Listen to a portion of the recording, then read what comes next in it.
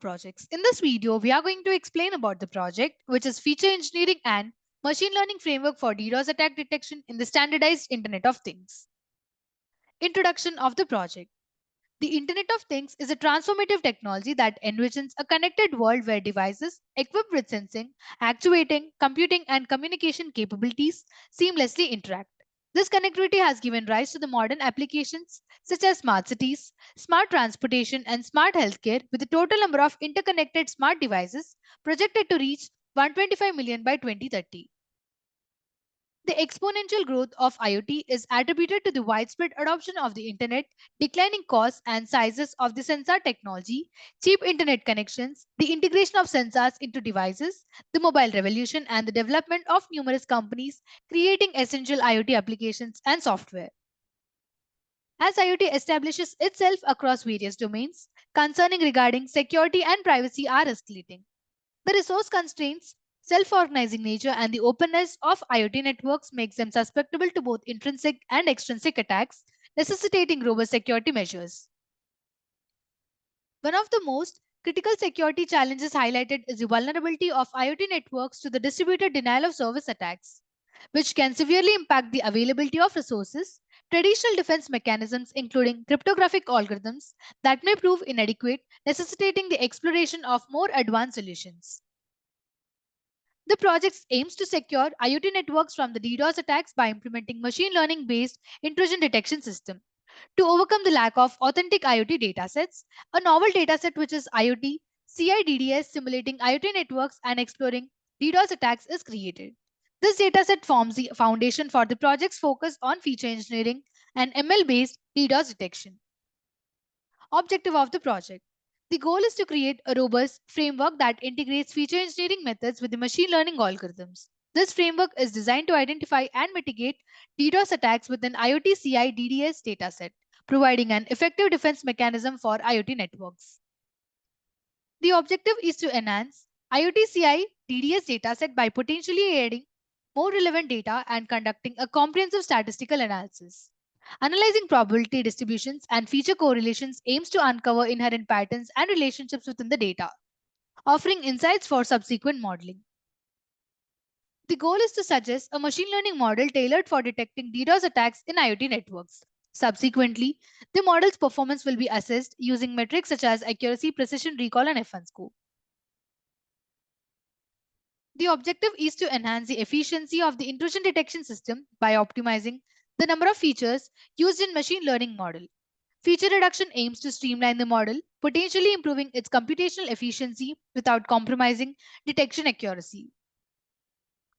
The project seeks to contribute to a holistic framework for IoT security by not only developing a robust ML-based IDS, but also providing valuable insights into feature selection, model adaptability, and overall network resilience against DDoS attacks in IoT domain. To implement this project, we need software and hardware requirements. Coming to software requirements, we need application of Anaconda, primary language of Python, front-end framework of Flask, back-end framework of Jupyter Notebook, database of SQLite 3, front-end technologies of HTML, CSS, and JavaScript, and Bootstrap 4.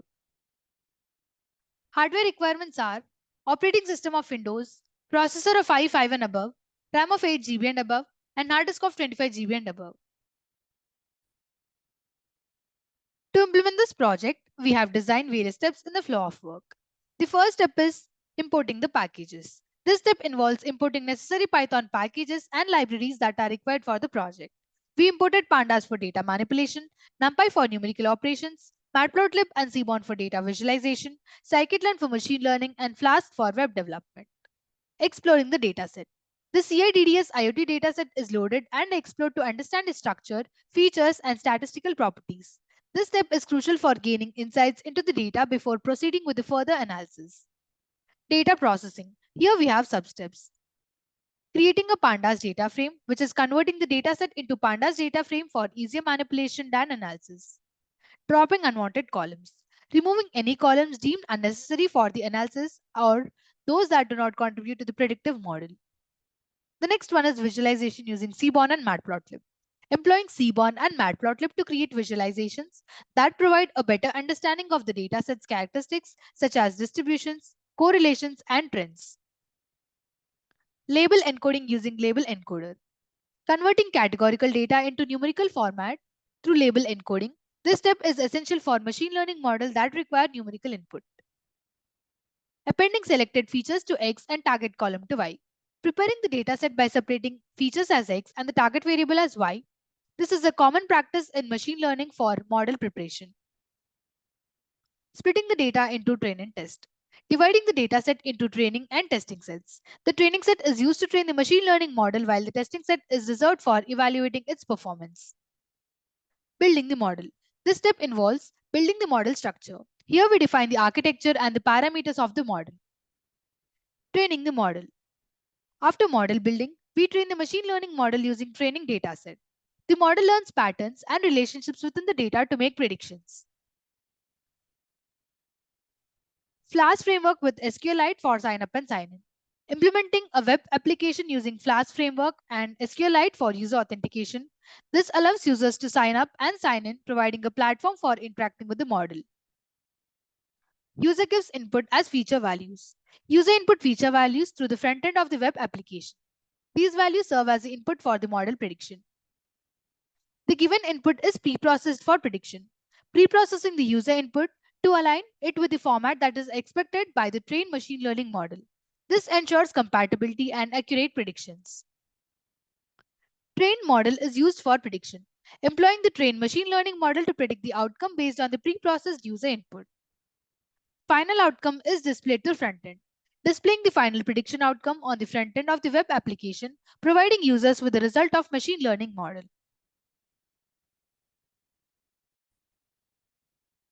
Now we will know what are the algorithms used in the project.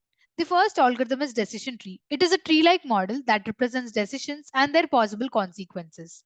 It consists of nodes representing tests on attributes, branches representing outcomes of these tests, and leaf nodes represent final decision or the outcome. Decision trees are used for their ability to handle both categorical and numerical data, making them suitable for diverse types of features present in the IoT datasets. They provide transparency in decision making and they are effective for feature selection. The next algorithm is logistic regression. Logistic regression is a statistical model that predicts the probability of a binary outcome. It uses the logistic function to model the relationship between the dependent variable and one or more independent variables. Logistic regression is employed for binary classification tasks in the project, such as detecting the presence or absence of DDoS attacks. Its simplicity, efficiency, and interpretability makes it suitable choice for certain scenarios. Next one is multi-layer perceptron, which is MLP. It is a type of artificial neural network categorized by multiple layers of interconnected nodes or artificial neurons. It includes an input layer, one or more hidden layers, and an output layer. MLP as deep learning algorithm is capable of learning complex patterns and relationships in the data. Its flexibility in handling nonlinear relationships makes it suitable for capturing intricate features in IoT datasets. The next algorithm is support vector machine. It is a supervised machine learning algorithm used for classification and regression tasks. It constructs a hyperplane in a high dimensional space to separate data into distinct classes. SVM is chosen for its effectiveness in handling high dimensional feature spaces, making it suitable for project IoT dataset. It is particularly useful when dealing with a large number of features related to the network traffic. Next one is random forest. It is an ensemble learning method that constructs a multitude of decision trees during training. The final decision is made by averaging the predictions of individual trees for regression problems or by voting for classification problems. It is employed for its ability to improve accuracy and reduce overfitting. It is effective in handling noisy and complex datasets, making it a robust choice for project's goal of accurate DDoS attack detection. As an extension, we have used other ensemble models to produce more accurate results for final prediction. And we also built front-end using Flash framework for user testing with the user authentication. We used accuracy, precision, recall, and F1 score to evaluate this project, which are performance metrics. So here we have comparison graphs for all those performance metrics. This is accuracy comparison graph. Here on x-axis, we have accuracy score for all the algorithms, and on y-axis, we have algorithm names. Accuracy is a measure of the overall correctness of the model. It calculates the ratio of correctly predicted instances to the total number of instances. This is precision comparison graph. It is the ratio of correctly predicted positive observations to the total predicted positives. It evaluates the accuracy of positive predictions. This is recall comparison graph. It measures the ability of the model to capture all relevant instances. It is the ratio of correctly predicted positive observations to the total actual positives. This is F1 score comparison graph. It is the harmonic mean of precision and recall. It provides a balance between precision and recall, especially when there is an imbalance in class distribution. The algorithm which performs well among all these metrics will be used for final prediction. To execute the project, first we need to open the code folder which contains source code files. This is the code folder of the project. This is the static folder. This folder consists of files related to CSS, JavaScript, and Bootstrap files. This is the templates folder. This folder contains all the HTML pages used in the project. It typically includes files like index.html, about.html, etc., which represent different pages of the website. This is the app.py file. This .py file contains the information related to front-end logic. It includes code written in Python that handles server-side operations such as processing user requests, interacting with the database, and generating dynamic content that to be rendered in the HTML templates. Here we have model file which contain the algorithm information and that will be loaded into the project code during runtime. This is notebook.ipynb file. This is a Jupyter notebook file which contains a combination of code, graphs, and outputs all in one place. It allows users to write and execute code in individual cells, making it a popular choice for the data science. This is signup.db file. This file is a database file used to store the user information. Now we need to copy the path of the code folder from the address bar of the file explorer. So I'm copying the path.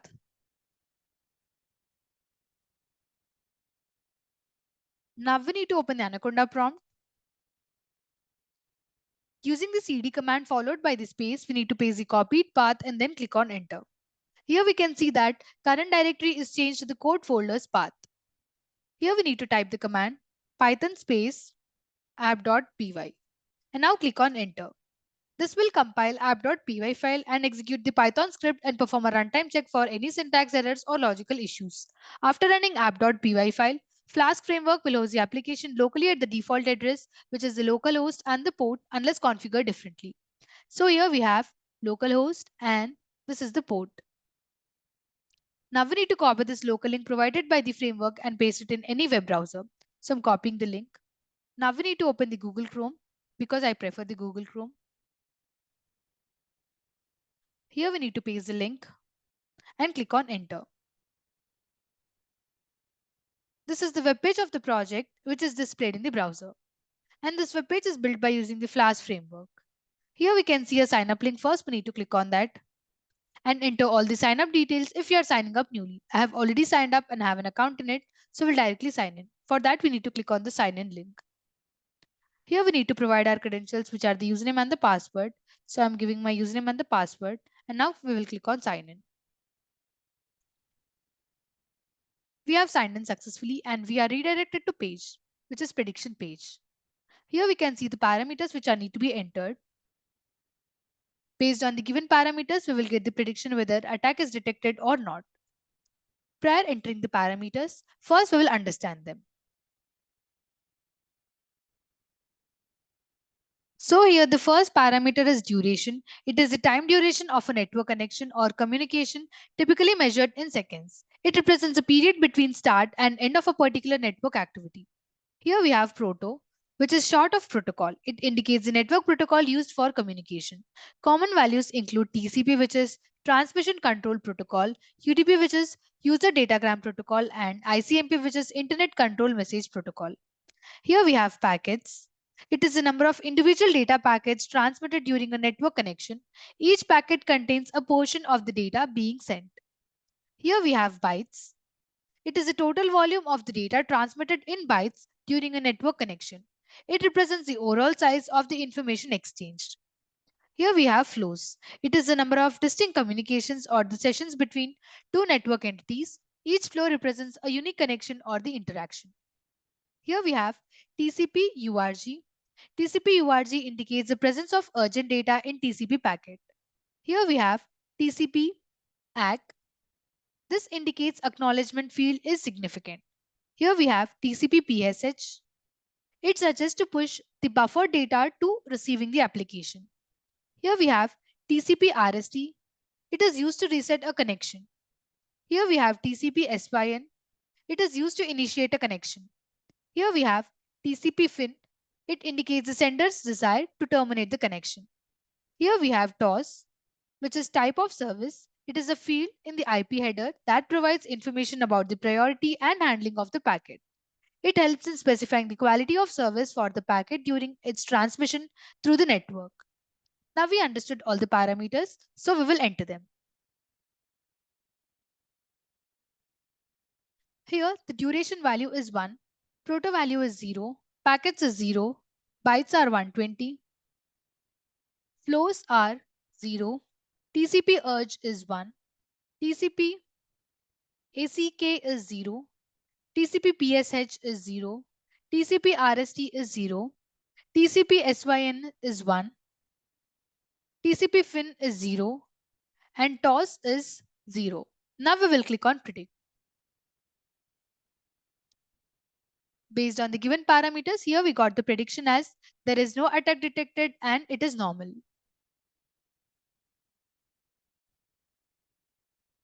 Now we will enter the parameters again, but with the different values. Click on home.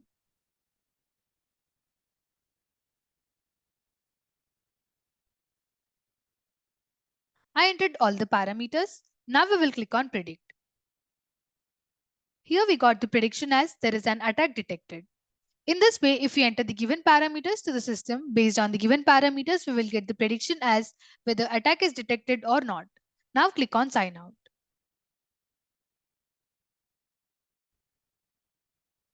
Conclusion of the project.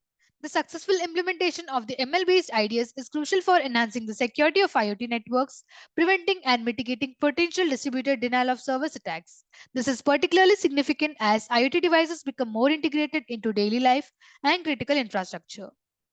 The Insights into Feature Engineering technique offers a practical guide for optimizing machine learning models used in intrusion detection. This is essential for achieving accurate and efficient DDoS detection while reducing processing overhead, making it applicable to resource-constrained IoT environments. The integration of Flask and SQLite for user authentication adds a practical dimension to the project. This feature makes the developed framework user-friendly and accessible, benefiting administrators and security personnel responsible for managing and monitoring IoT networks. The project's outcomes are beneficial to researchers, cybersecurity professionals, IoT device manufacturers, and organizations utilizing IoT technologies. It provides a valuable resource for understanding and implementing effective DDoS detection mechanisms in the rapidly growing IoT landscape, ultimately contributing to a more secure and resilient digital ecosystem.